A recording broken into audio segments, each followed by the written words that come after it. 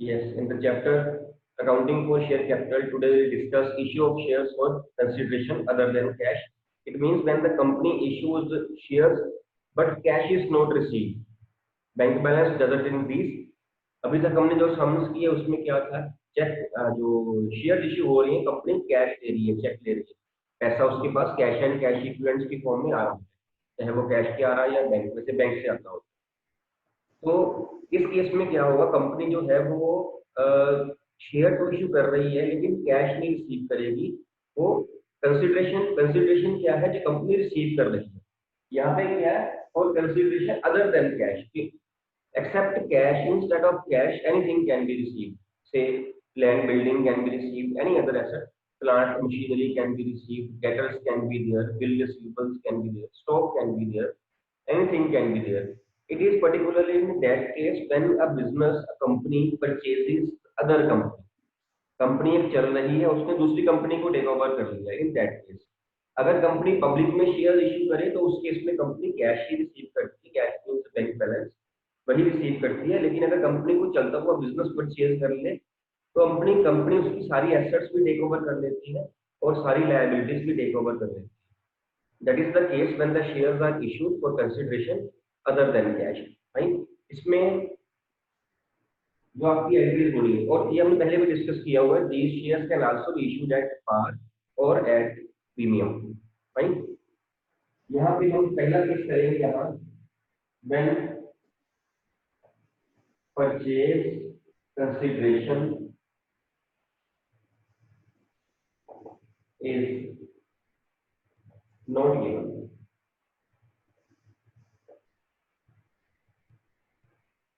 When purchase consideration is not given. Now what is purchase consideration? It is the amount which is to be paid to the seller, vendor, है ना। हमने किसी का business purchase कर लिया, मान लो उसकी एसेट्स थी से 10 रुपए की, उसकी लायबिलिटीज थी मान लेते हैं 2 रुपए की। It means in net we have to pay him ₹8 जो है हमने जो पे करने हैं वो परचेज कंसिडरेशन है। इसमें फर्स्ट केस है when it is not given. ठीक, बहुत सिंपल टॉपिक है, जब हम करेंगे ना क्लियर हो जाएगा। इसकी फर्स्ट एंट्री और बिजनेस परचेज और बिजनेस परचेज, ये हम कर रहे हैं अपनी बुक में एंट्री। अपनी बुक कौन सी है, परचेजिंग कंपनी की book. Suppose he says ABC limited took over the assets of XYZ Limited. So XYZ is vendor, means the seller. We are purchaser, हम purchaser की books बना रहे हैं। When the business is purchased, means assets are purchased and liabilities are also purchased. It means हमारी ABC company की assets भी बढ़ गई और liabilities भी बढ़ गई। अगर assets बढ़ गई तो assets will be debited because increase in asset is debited, and जब liabilities बढ़ गई तो liabilities will be credited because increase in liabilities is credited to other company, that is vendor account। vendor mean जिस company की हम जो assets या liabilities है या बिजनेस है वो परचेज कर रहे हैं। सपोज 10 रुपीज, जैसे मैंने पहले एग्जांपल ली, 10 रुपीज की एसेट्स है, 2 रुपीज की लायबिलिटीज, तो ऑटोमेटिकली हमें डेबिट और क्रेडिट मैच करने के लिए वेंडर के अकाउंट में 8 डाल देना है। ये 8 कहाँ से आया है, 10 - 2 करके 8 आया है, और जो 8 है यही आपकी परचेज कंसिडरेशन है। जो 8 रुपीज है यही आपकी परचेज कंसिडरेशन से, कहीं हमने 8 रुपीज दिए नहीं होंगे एक्सपेक्ट कर रहे हैं। हम क्या एज्यूम कर रहे हैं, when purchase consideration is not given, when it is not given, जितना डिफरेंस आया 8 रुपए का वो आपने वेंडर के अकाउंट में डाल दिया। सपोज मैंने आपकी एसेट्स परचेज करी 100 रुपए की, ठीक है, उसमें से 30 रुपए ऐसे थे जो आपने किसी के देने थे, मैंने वो भी परचेज कर लिए, तो मैंने कितने का बिजनेस परचेज किया आपका, 70 रुपीज का, क्योंकि 100 की मैंने एसेट्स टेक ओवर कर ली, वो मेरे पास आई, उसमें से मैंने 30 रुपए किसी के देने हैं, तो आपने देने थे, अब मैं लूंगा। 70 रुपए का बिजनेस की वैल्यू थी आपकी, जो बिजनेस की वैल्यू थी वो परचेज कंसिडरेशन, जो हमने अमाउंट वेंडर को पे करनी है, डेबिट और क्रेडिट का जो डिफरेंस आएगा आपने वेंडर में डाल देना। एक एंट्री ये होगी फॉर बिजनेस परचेज। अगर सपोज ये नरेशन नहीं है आपका बिजनेस परचेज, अगर वहां पे लिखा हो assets only have been purchase, suppose ABC limited purchased land building of X Y Z limited, तब ये नरेशन बन जाएगी बीइंग एसेट्स परचेज। फिर बिजनेस परचेज चाहे मत लिखना, उसको एसेट्स परचेज लिखते हैं ना, अदरवाइज ज्यादा डिफरेंस नहीं पड़ेगा। ठीक है, इसके बाद आएगी आपकी सेकंड एंट्री। सेकंड एंट्री आएगी फॉर इश्यू ऑफ शेयर्स, और इश्यू ऑफ शेयर। हमने बिजनेस को परचेज कर लिया, अब हमने कंपनी को शेयर्स देने हैं। Fine, now these shares can be issued at par and at premium both.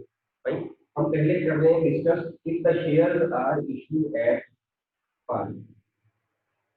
If the shares are issued at par, then the entry will be vendor account debit to share capital account. Simple entry रहेगी, vendor account debit to share capital account, और amount आएगी जो यहाँ पे amount है, जिस amount से vendor यहाँ क्रेडिट किया गया उसी अमाउंट से यहाँ वेंडर डेबिट भी कर दिया जाएगा। अब बिकॉज डेबिट और क्रेडिट में एक ही अकाउंट है, तो शेयर कैपिटल भी जो हमारी है वो 8 रुपीज में ही क्रेडिट हो जाएगी। This is issue of shares at par. If the shares are issued at premium, if the shares are issued at premium, then basic entry तो वही रहेगी, means vendor account debit to share capital। एक और साथ में हो जाएगा security premium reserve. Security premium reserve आपने नोट किया होगा पहले भी, जब हमने कैश वाले सम्स किए वहां पे भी ये क्रेडिट ही हो रहा था, वहां भी ये क्रेडिट ही हो रहा था, बिकॉज बिजनेस की इनकम बन रही है, प्रॉफिट हो रहा है, इसलिए क्रेडिट हो जाएगा। अब यहाँ पे अमाउंट कैसे आएगी, वेंडर में फिर 8 रुपीज ही आएंगे। वेंडर के अकाउंट में पहली एंट्री में जितनी अमाउंट आपने क्रेडिट करी, उन दोनों में से कोई सा भी केस हो, चाहे पार वाला केस हो चाहे प्रीमियम वाला केस हो, वही अमाउंट से डेबिट हो जाएगा, वेंडर अकाउंट हमारा क्लोज हो जाएगा। ठीक है, जितने पैसे उसको देने थे हमने उतने के शेयर्स दे दिए, और फेस वैल्यू इधर आ जाएगी शेयर कैपिटल में, और प्रीमियम की अमाउंट जो है वो सिक्योरिटी प्रीमियम रिजर्व में आ जाएगी फेस वैल्यू। ठीक है, अब यहाँ पे आपने अगर कहा गया हो 10% सपोज प्रीमियम, 10% प्रीमियम, तो ये जो 8 रुपीज है इसका 10% नहीं निकालना है, यही कॉमन मिस्टेक है, इसकी होने के चांसेस भी ज्यादा है और मार्क्स भी ज्यादा कटते हैं। ठीक है, उससे सपोज कहा हो कि share have been issued at 10% premium, 10% vendor की अमाउंट का नहीं होता, जो प्रीमियम की अमाउंट होती है in percentage it is calculated on the face value of share, face value पे निकालना है इस पे। ऐसे वाले केस में करना आपने क्या है, when the shares are issued at premium you have to calculate number of shares. Number of shares आपने कैलकुलेट करने हैं, फार्मूला लगाना है यहाँ पे, purchase consideration divided by issue price per share.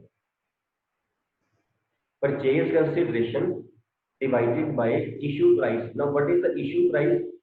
दो वैल्यूज होती हैं, एक होती है आपको पता है फेस वैल्यू, एक होता है इशू प्राइस। अगर 10 रुपीज की फेस वैल्यू है and has been issued at suppose 2 rupees premium, it means the issue price is ₹12, means premium को ऐड करने के बाद 10 रुपए वाला शेयर अगर वो 12 रुपए में बेच रहा है, इशू कर रहा है, तो 12 रुपए यहाँ पे लेना है, 11 में कर रहा है, 11 रुपए लेना means face value plus premium करके इशू प्राइस देना है, और ये आपका आ जाएगा n से, इसको n मान लेते हैं, नंबर ऑफ शेयर्स। यहाँ पे वैल्यू आपने डालनी है शेयर कैपिटल में n इनटू फेस वैल्यू। यहाँ फेस वैल्यू की बात हो रही है क्योंकि हमें नंबर ऑफ शेयर वहां पे दिया नहीं होगा, n इनटू फेस वैल्यू, और यहाँ पे डालना है n इनटू सिक्योरिटी प्रीमियम, जितना पर शेयर दिया हो वो आ जाएगा।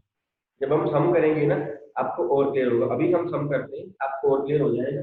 आप याद रखिए जो मिस्टेक होनी है, आपने वो प्रीमियम की परसेंटेज इसके ऊपर कभी नहीं लगानी है, इसको तो काट ही दीजिए, कभी नहीं लगानी है आपने, ये कॉमन मिस्टेक है जो हम कर जाते होते हैं, है ना। ठीक है, इसीलिए मेरे को जोर देकर कहना पड़ता है कि परसेंटेज वेंडर की अमाउंट पे कभी भी नहीं लगानी, बिकॉज प्रीमियम की परसेंटेज जो है that is applied on the face value of shares, not the amount payable to vendor.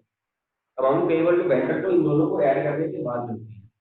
तो उसके लिए आपने पार वाले केस में ये करना, आपने प्रीमियम वाले केस में ये करना है क्या करना है, आपने नंबर ऑफ शेयर्स जो है वो कैलकुलेट कर लेनी है, purchase consideration divided by issue price. अब यहाँ परचेज कंसिडरेशन क्या है, अमाउंट पेएबल टू वेंडर, ये वाली अमाउंट जिसकी हम बात कर रहे हैं, ठीक है। Amount payable to vendor divided by issue price, यहाँ से आपकी एन की वैल्यू आ जाएगी, उसके बाद हम वैल्यू पुट करेंगे, ठीक है। ये पॉइंट वेटेज वाला पॉइंट है, एंट्री सारे लर्न कर लेंगे। ज्यादा मार्क्स जो है इस पॉइंट कट जाते हैं क्योंकि आपने वो फार्मूला अप्लाई नहीं किया, इसलिए आपको बेसिक नहीं पता था। ये नहीं है कि अगर दो एंट्रीज का सम है तो 4 मार्क्स में आया है, दो इसके हो गए, दो इसके हो गए, ऐसे जरूरी नहीं है।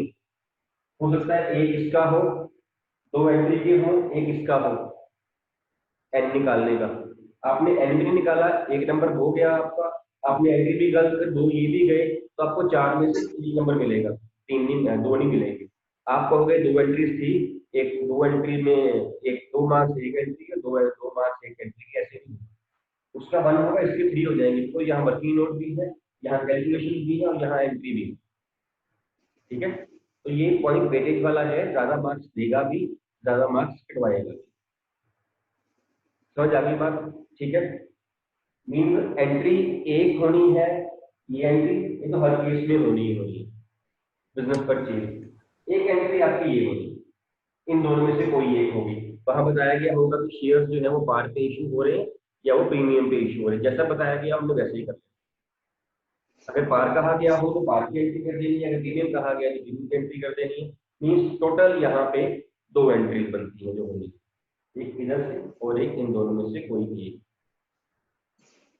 करें सम करें, चलो मैं सम लिखवाता हूँ, आप सम लिखना है।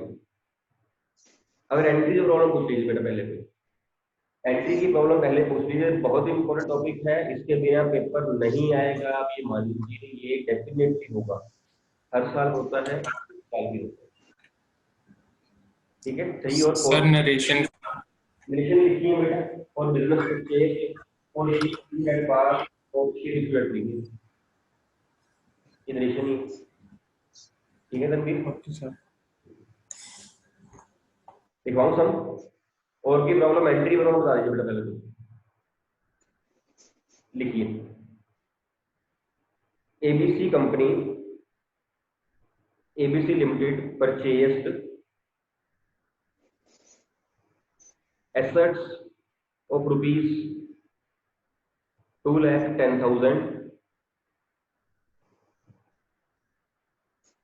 and liabilities of rupees 12,000, liabilities of rupees 12,000 from XYZ Limited, from XYZ Limited. The purchase consideration is to be paid by issue of shares of rupees 10 each, of issue of shares of rupees 10 each. Pass necessary entries in the books of ABC company. Pass necessary entries in the books of ABC company. ना भी कहा गया हो, simple कहा गया हो, पास necessary entries, तो हमने एंट्रीज परचेजिंग कंपनी की बुक्स में ही करनी है। वेंडर तो हमारा अकाउंट है, हम अगर वेंडर अकाउंट खोल रहे हैं ना, इट मीन हम परचेजिंग कंपनी के बुक में एंट्री कर रहे हैं, है ना। Fine. And when it is not mentioned that the shares have been issued at par or premium to these have been issued at par, तो ये पार वाला केस है। हमने एंट्रीज कौन कौन सी करनी है, हमने ये तो करनी है एंट्री, फर्स्ट वाली तो बिजनेस परचेज की, सेकंड एंट्री हमने ये पार वाली करनी है, ठीक। फर्स्ट एंट्री आपकी क्या बन जाएगी, और जहां पे वेंडर का नाम दिया हो वहां वेंडर का नाम लिखना है। फर्स्ट एंट्री आपकी बनेगी एसेट्स अकाउंट डेबिट 2,10,000, यही वैल्यू थी, 2,10,12,000 की value. Assets account debit 2,10,000, to liabilities rupees 12,000 to vendor, vendor here is 5XYZ limited 1,98,000। First entry होगी। सेकंड कौन सी करनी है हमने, पार वाली, इधर से पार की एंट्री होगी, पार की एंट्री में vendor account debit means X Y Z limited debit 198,000 to share capital 198,000। बस यही दो जो एंट्रीज आपकी हो रही है। I hope the point is clear. Entries आपको लर्न करनी पड़नी है। लर्न मींस लॉजिकली लर्न करनी पड़नी है, क्रैम नहीं करनी। मैंने पहले भी बताया एसेट्स इंक्रीज हो रही है हमारी, डेबिट, लायबिलिटीज इंक्रीज हो रही है, क्रेडिट। ये पैसे उसको देने हैं, लायबिलिटी ये भी है हमारी, ये क्रेडिट। जब शेयर दे दिए उसको, ये लायबिलिटी खत्म होगी, शेयर कैपिटल इंक्रीज होगी। लायबिलिटी फिनिश हुई है, डेबिट, शेयर कैपिटल इंक्रीज हो रही है, वो क्रेडिट की होगी लायबिलिटी। लॉजिकली एंट्रीज आप लर्न करोगे। पार वाला केस क्लियर है वो। सेकंड केस है, इसमें यही मैं कंटिन्यू कर रहा हूँ, इसमें ही इसका ही second part. If the shares have been issued at 10% premium, उसमें ऊपर लिखा नहीं हुआ था ना शेयर्स कैसे कैसे इशू किए हैं, तो हमने पार पे इशू किया। अब यहाँ पे लिखा हुआ है द शेयर्स हैव बीन, सारा सम वही है। एबी से FD purchase assets liabilities purchase consideration 10 rupees share. The share have been issued at 10% premium. I hope the point is clear, है ना। तो इस केस में जो फर्स्ट एंट्री है आपकी वो सेम रह जाएगी, इस एंट्री को फर्क नहीं पड़ेगा। Asset purchase liabilities taken over and vendor. दूसरी एंट्री जो है वो ये प्रीमियम वाली एंट्री आएगी, ये वाली एंट्री आएगी। इसके लिए पहले हमें नंबर ऑफ शेयर्स निकालने पड़ते हैं। नंबर ऑफ शेयर्स कैलकुलेट करिए कितने आ रहे हैं।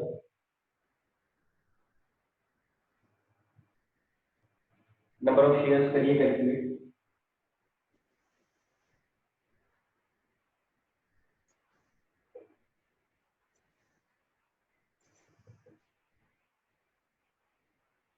क्या होता है formula number of shares calculate करने का? Purchase consideration divided by issue. by issue price with which amount of consideration 1,98,000. 198,000. So number of shares is equal to 198,000 divided by issue price. Issue price कितना है? 10. 10. What is the face value? 12. 11. 12. 12. कितना बताया? Premium कितने percent बताया मैंने? 10%. 10%. बेटे 10 में calculate add करो 11 बनेगा, 12 कौन बना रहा है? मतलब 10 रुपीज है, ये फेस वैल्यू है। हमने फेस वैल्यू कभी नहीं लेनी, मैंने दो बातें बताई हैं। यहाँ फेस वैल्यू नहीं लेनी है और प्रीमियम कभी भी इस अमाउंट का नहीं निकालना। यही दो मिस्टेक जो आपने कर दी, ठीक है। यहाँ पे हमने इश्यू प्राइस लेना है। कितना बनेगा इश्यू प्राइस? 11 रुपीज। जब इसको हम 11 से डिवाइड करेंगे तो ये आपका आ जाएगा 18,000। नंबर ऑफ शेयर्स आ गए आपके 18,000। फाइन। अब यहाँ का एंट्री कैसे डाली है हमने? वेंडर में एक्स वाई जेड में सेम ही अमाउंट आ जाएगी, यही वाली अमाउंट 1,98,000 आ जाएगी इधर। फार्मूला भी लिखा था हमने, शेयर कैपिटल में कैसे आएगी amount? N number of shares into face value 1,80,000 and number of shares into premium पर share 18,000। N into face value share capital में, n into premium amount security premium reserve में। एन की value हमारी 18,000 थी, तो 18,000 इंटू 10। अब आप check करिए जो सिक्योरिटी प्रीमियम रिजर्व है वो शेयर कैपिटल का 10% है या नहीं है। अगर हम इसका निकाल देना 10% इसका, तो वो गलत हो जाता, क्योंकि वो सिक्योरिटी प्रीमियम रिजर्व का 10% नहीं निकलता। और जो प्रीमियम की अमाउंट है that should be in percentage of face value of shares, ना कि वेंडर की अमाउंट, ठीक है। ये करने के लिए हमें नंबर ऑफ शेयर्स निकालने पड़े। आपने याद यही रखना है, जब भी प्रीमियम के इशू किए जाएंगे शेयर्स, नंबर ऑफ शेयर्स निकाल लेनी है पहले, और परसेंटेज प्रीमियम की वेंडर पे नहीं निकालनी। एन इंटू एन था 18,000 इंटू फेस वैल्यू 10 रुपीज थी, 10 से मल्टीप्लाई किया 180 आ गया। आप चाहे डिफरेंस भी निकाल लीजिए तब भी 18 आ रहा है। Otherwise n into premium amount वो थी 1 रुपी, 18,000 हुआ है, आपका मैच भी कर डन, ठीक है। एक ये केस है। एक है केस आपका अभी हमने किया when purchase consideration is not given. उसमें लास्ट पॉइंट है इस टॉपिक में, when purchase consideration is given, it is given suppose, तो क्या चेंजेस आएंगी?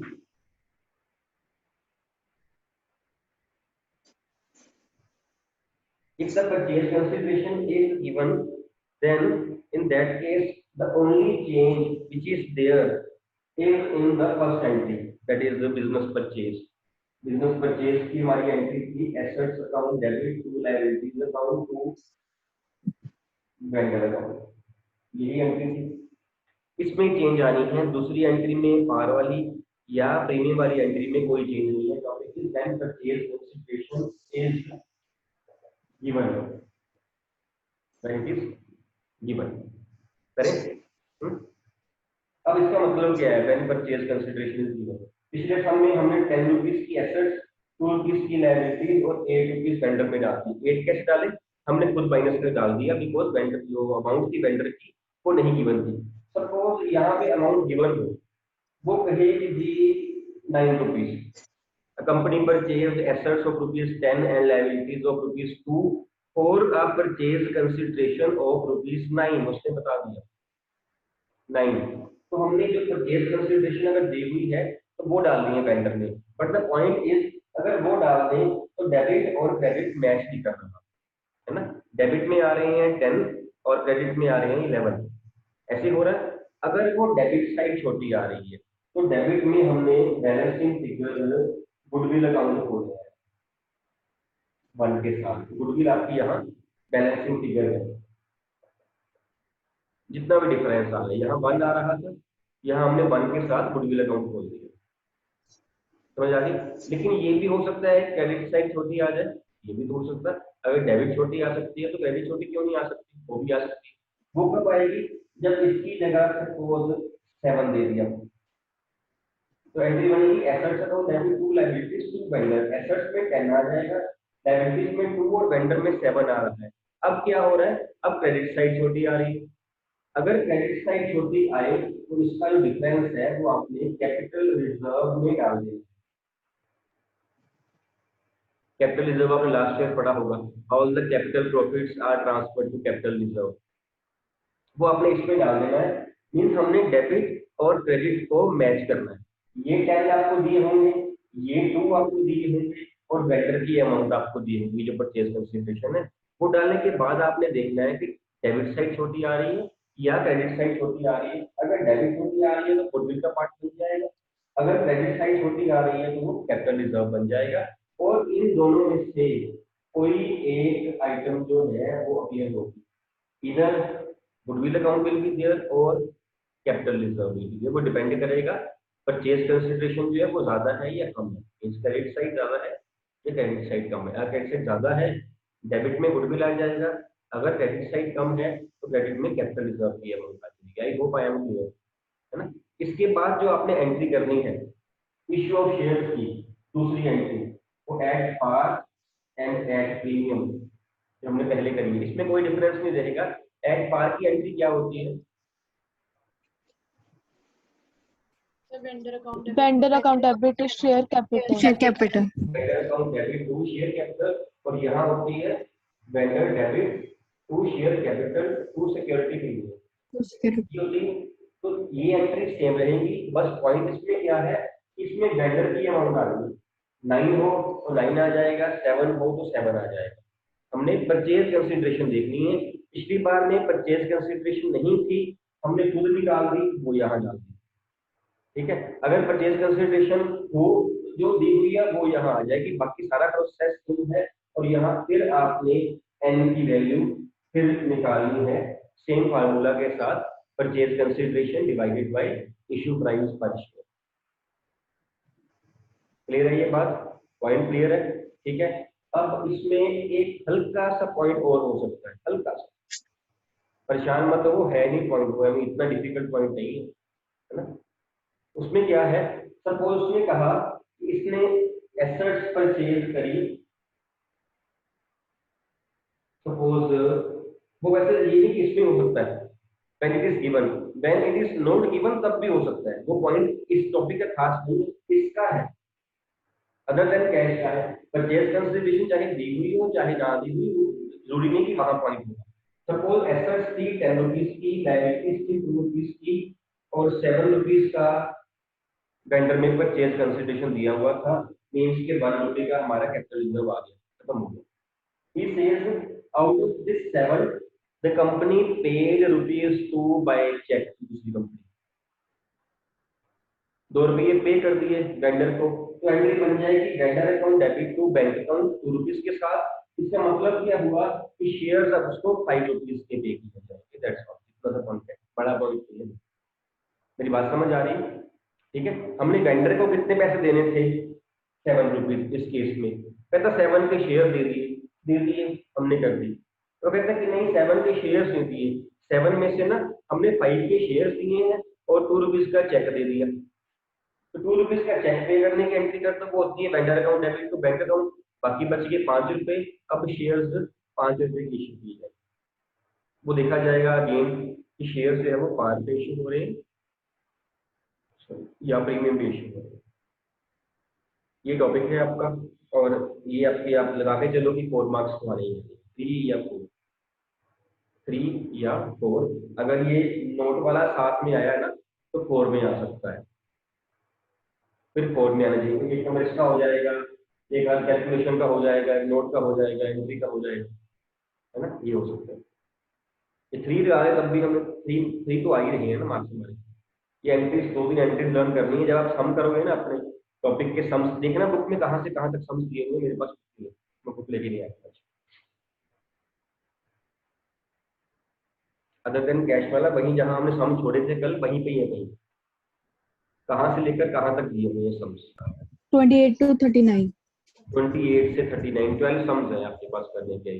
12 में सारे पॉइंट्स आ जाने हैं, पार भी आ जाना है, प्रीमियम भी आ जाना है, और परचेज गिवन है, नोट गिवन है, वो भी आ जाएगा, देन आपका गुडविल का, कैपिटलिज्म का, सारे पॉइंट्स इनमें आ जाने हैं, और पैसे बैंक से पे किए वो भी आ जाए। ठीक है, अगर लॉजिक क्लियर है आपको तो एंट्री बड़ी इजीली हो जानी है, और करनी ही पड़नी है, 3-4 मार्क्स जो है हम वी कांट अफोर्ड कि हम इसके छोड़ दें, और यही टॉपिक बाद में नेक्स्ट चैप्टर में फिर आना है दोबारा, तो वहां तो करना ही नहीं पड़ना, वहां पे सिर्फ एक एडिशनल पॉइंट है करने वाला, वो करके टॉपिक हमारा वहां का पूरा हो जाए। ठीक है, डाउट है तो पूछ लीजिए बेटा। यस गुरलीन। सर प्रीमियम वाला पॉइंट दोबारा एक्सप्लेन कर दो। प्रीमियम वाला पॉइंट, प्रीमियम की एंट्री क्लियर है बेटा, प्रीमियम की एंट्री क्लियर है, सर समझा दो दोबारा ये भी। प्रीमियम में बेसिक एंट्री 3 रहती है, vendor account debit to share capital, आपने साथ में क्रेडिट में एक सिक्योरिटी प्रीमियम रिजर्व और लगा देना है, बिकॉज सिक्योरिटी प्रीमियम रिजर्व पहले भी क्रेडिट हो रहा था, जब हम कैश वाली एंट्री कर रहे थे ये पहले भी क्रेडिट हो रहा था, सेम वे यहाँ भी क्रेडिट ही होगा, बिकॉज कंपनी के लिए इनकम बनती है। और उसके बाद जब भी आपने प्रीमियम वाला केस करना है तो पहले आपको नंबर ऑफ शेयर्स निकालने, नंबर ऑफ शेयर होते हैं purchase consideration divided by issue price पर, तो आपकी एन की वैल्यू आएगी, वेंडर में सेम अमाउंट आ जाएगी, से अगर ये वाला केस कर रहे हैं ये अमाउंट आ जाएगी 7 रुपीज, और जो एन की वैल्यू आएगी यहाँ पे n into face value share capital में आ जाएगा, और एन इनटू सिक्योरिटी प्रीमियम पर शेयर, वो आपका प्रीमियम हो जाएगा। अभी हमने किया भी था सामने उसमें 1,98,000, अभी किया था ना आपने, यहाँ पे अलाउंस की आ रही थी 1,98,000, ऐसे था गुरलीन, यस सर। 198 था यहाँ डेबिट में, हमने एन की वैल्यू निकाली, एन आया हमारा 18,000, 18,000, तो 10 रुपए का शेयर था और 1 रुपए का प्रीमियम था, यही हो रहा था, तो एन इंटू 10 180 यहाँ पे आ गया, एन इंटू 1 प्रीमियम की अमाउंट 18,000 यहाँ पे आ रहा है, आपने पहले एन की वैल्यू वहां पे नंबर ऑफ शेयर्स की वैल्यू निकाल ली, ठीक है। Yes, anything else? Sir issue price कैसे पता लगेगा? हाँ जी इशू प्राइस है क्या, मतलब कैसे पता लगेगा? बेटा, पहले आप क्या बोल रहे हो वो चल रहा, पता मेरे को थोड़ा ऊंची बोलना। इशू प्राइस कैसे पता लगेगा हमें? सब में दिया सब होगा, में। वो सब में दिया होगा, 10 रुपीज का है, 100 रुपीज का है, 20 रुपीज का। अगर ना दिया हो तो आप कोई फिगर मान लीजिए, आप 10 मान लीजिए, यहाँ पे सेम आंसर आएगा। आप 20 मान लीजिए, आप 100 मान लीजिए, वैल्यूज कोई फर्क नहीं पड़ेगा, क्योंकि आप जितने से यहाँ डिवाइड करोगे उतने से बाद में मल्टीप्लाई भी कर रहे हो वो सेम रहेगी। तो आप 10 का आप मानो कि हम 10 का लेना है इशू प्राइस, अगर ना दिया हो तो, अदरवाइज दिया हो आप कोई फिगर मान लीजिए, तो आंसर आएगा। ठीक है, एनीथिंग एल्स?